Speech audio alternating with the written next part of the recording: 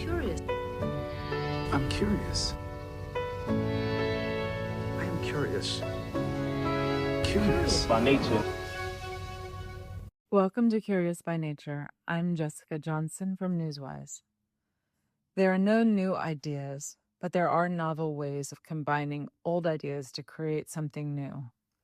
This is one of the fundamental concepts behind the research of our guest today. They analyzed the career track of Nobel Prize winners and discovered a statistically significant influence of where they were located and the people around them.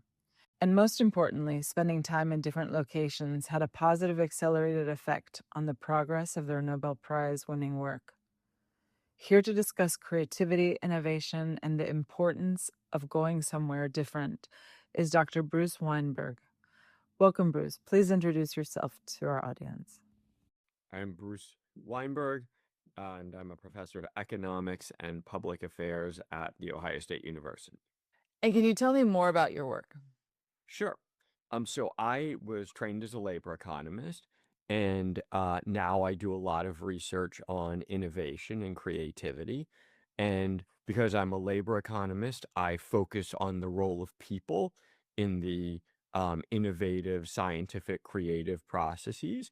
So we have a wide range of work looking at, for instance, how ideas move across people.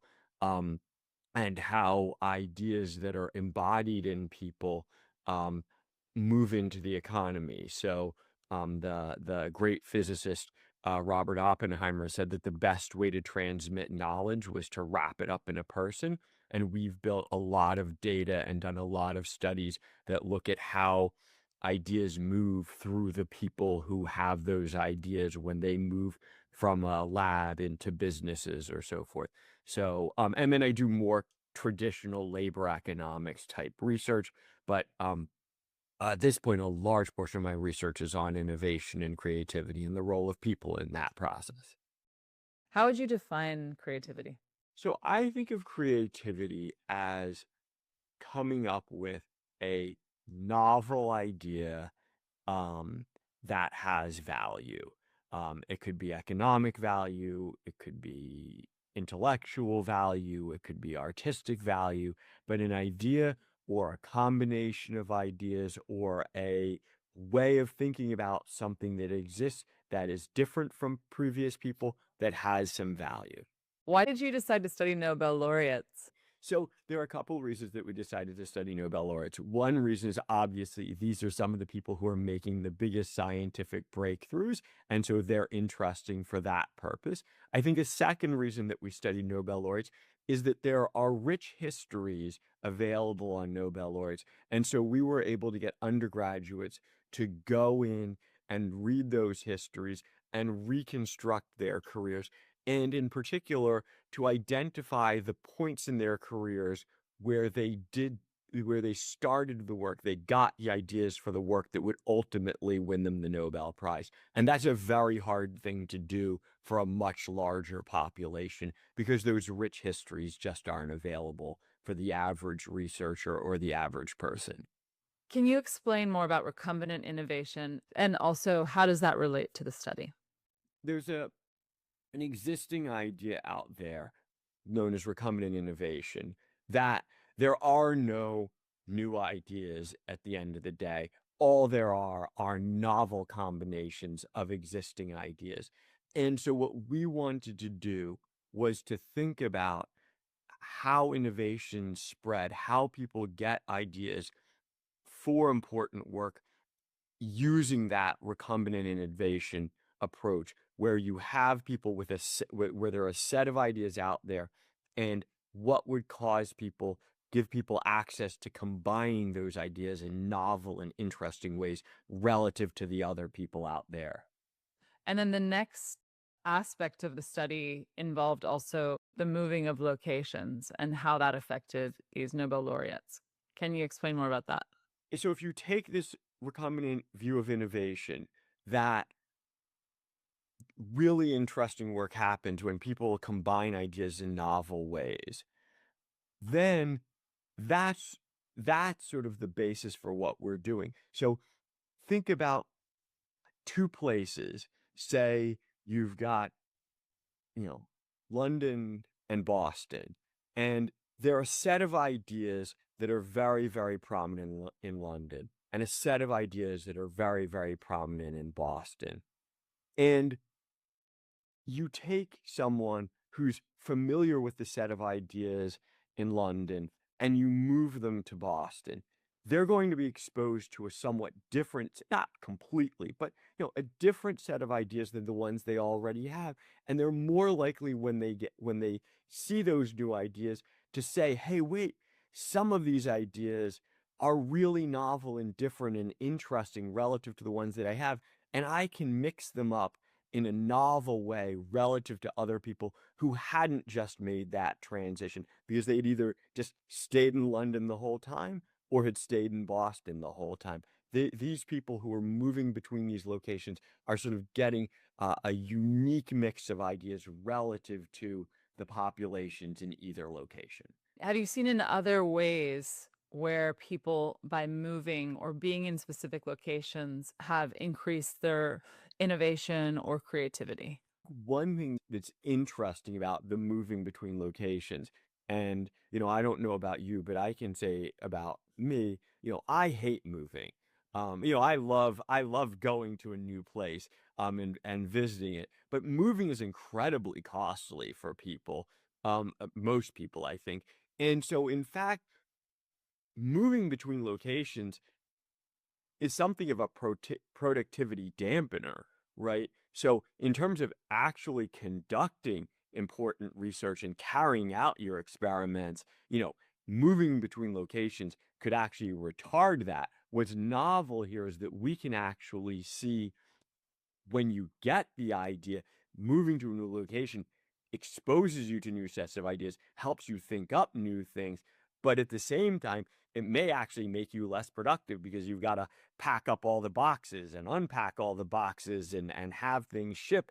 And there are a lot of find out where your kids need to go to school, and there are a lot of things that are going to make you less productive, even though maybe it is going to help you come up with exciting new combinations of ideas that other people wouldn't have come up with. I was wondering about that because, I mean, physically moving your household can be extremely stressful. So, have these Nobel laureates, did they physically move or did they work for 6 months or 3 months and kind of get away from their families and were able to focus on just their work and that was helpful for them? That's a great question. We don't actually have that. Was not, I mean, if we were doing this again, maybe we would go back and try to collect some of that information. Um, we do track people for relatively short-term moves, so a 2, 3 months. So I think we get some people who are really just spending a semester somewhere different. Um, you know, uh, for most of the time period we're looking at, most of the people winning Nobel Prizes, for better or worse, are men. So, and much of the period was a period where there were more traditional gender roles than even there are today. So it is entirely possible that that spouses, significant others dealt with a lot of the moving considerations and a lot of the family considerations. Were there women Nobel laureates that you looked at? Yeah, so we studied everyone who won the Nobel Prize in medicine, chemistry, and physics. Um, and so they're very famous women. I mean, Marie Curie is one of the most famous I mean, Nobel laureates tend to be famous, but Marie Curie is incredibly famous. Lisa Meitner. I mean, there are women in the sample. It's not restricted just to men, but the reality was when you're looking at people who are winning Nobel Prizes over the course of the 20th century, um, there are um, they are overwhelmingly men. I think those things maybe can make a difference, but I wonder how people can access that greater creativity by moving, but reducing that stress in their lives if their life maybe is complicated. So maybe how would you imagine, I know you maybe haven't studied it, but how this might affect everyday people who aren't Nobel laureates, how they can access that inspiration, knowledge, maybe the aspects of moving without the big move. It's useful to step back and be a little bit less literal about the study, because most people just aren't going to move, uproot their family and, pack up the boxes and pack up the kids and let's go somewhere completely new. So what the paper is really saying is that exposing yourself to novel combinations of ideas, novel sets of ideas, ideas that other people aren't getting exposed to is really the key. So that one way of doing that, and one way that we thought that we could quantify and measure and estimate the effects of, is moving to a new location or splitting your time between two locations. But, reading something that you wouldn't ordinarily read, talking to a different set of people than you would ordinarily talk to, um, you going to see something, a lecture or a movie or piece of, type of art that you wouldn't necessarily expose yourself to, is a way of seeing things and learning things that you wouldn't naturally have come across. And so I think that sort of, for in your everyday life, that may be a more practical solution that would apply to a broader segment of the population. And obviously, if you have a chance to go somewhere and go to a different place, that's a great opportunity too. But I don't know that you need to go quite to that extreme for a lot of people. Within your study and how you were looking at Nobel laureates, were there particular ones that fit that model of moving and then becoming more creative more than others? A lot of people probably have some familiarity with is Niels Bohr. So if you at some point in school learned the sort of planetary model of an atom where there's a nucleus and there are electrons circling around that nucleus, that's Niels Bohr's model of the atom. So it's a pretty well-known idea.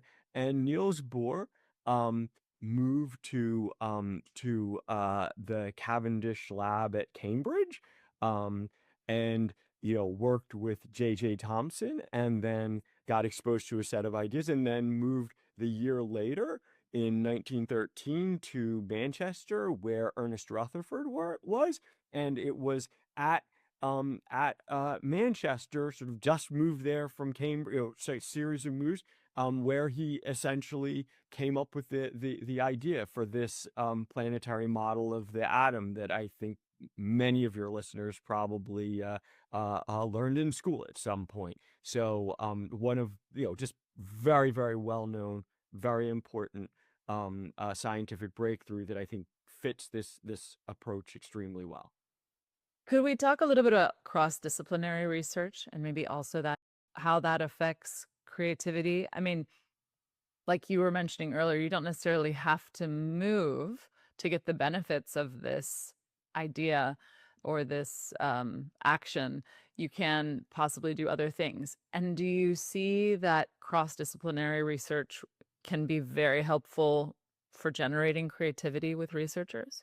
In this particular, and I'm a strong proponent of interdisciplinary research, and I agree with the sentiment that interdisciplinary research, exposing yourself to ideas from different approaches, different ways of thinking, has a very similar potential. I think that's absolutely the case. In my own field, economics, one of the greats of 20th century economics was a man named Gary Becker, who I knew as a graduate student. And Gary's contribution was essentially applying economics to questions that had been studied in different disciplines. So he sort of did this sort of think of it as disciplinary arbitrage, sort of taking ideas from one discipline and pushing them into a different discipline. I absolutely agree with what you're saying. we poked around that a little bit in this study, and I think just the reality was we have about 500 Nobel laureates, and it just wasn't a large enough sample to really be able to say something conclusive. So I think this is a really promising approach, but I don't know that this particular study is able to shed light on that. So, what are you thinking about researching next? So one thing that we're doing that is in the spirit of this study is taking advantage of natural language processing to actually identify flows of ideas. So what's cool about scientific research is that you can actually observe the texts of research. And now with natural language processing, you can actually see who's introducing ideas and how those ideas move across to other people. And so we have a number of studies where we're doing that. We're identifying ideas in papers and then tracing them through the networks of collaborators to see how one person's ideas get used by other researchers around them. So one of our projects that's ongoing is studying how AI is affecting the economy. And one of the things that I think is very interesting about AI is that it's being used everywhere. So obviously there's AI in tech, but there's also AI in financial services and retail and in healthcare. And so one of the questions that if you want to think about how AI is affecting the economy, you need to think about is which businesses are actually using AI. And so the way that we're doing this, which is in the spirit of the study that we're talking about, is to identify people who look like they have expertise in AI and then identify the businesses who hire those people and look at how those businesses seem to be reshaping their workforces in response to those hires and the implementation of AI. We have some studies of the STEM workforce, and one of the questions that comes up with thinking about the STEM workforce is that there are people who say that we have too many STEM researchers and not enough of them are getting the types of jobs that we would want them to get. And a second group of people is saying we don't have enough STEM workers and we need to get as many STEM workers as we possibly can, including in many cases having them coming from overseas.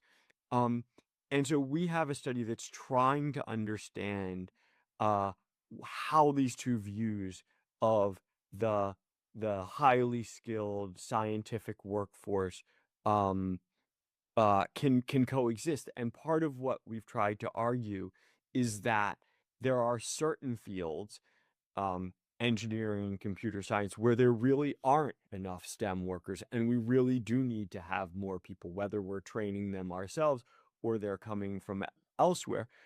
And other fields, such as biology, where it appears that there may be an oversupply of researchers. And so it's less a question of us overall having too many or overall having too few, so much as it that being that there are places where we have too many and places where we have too few.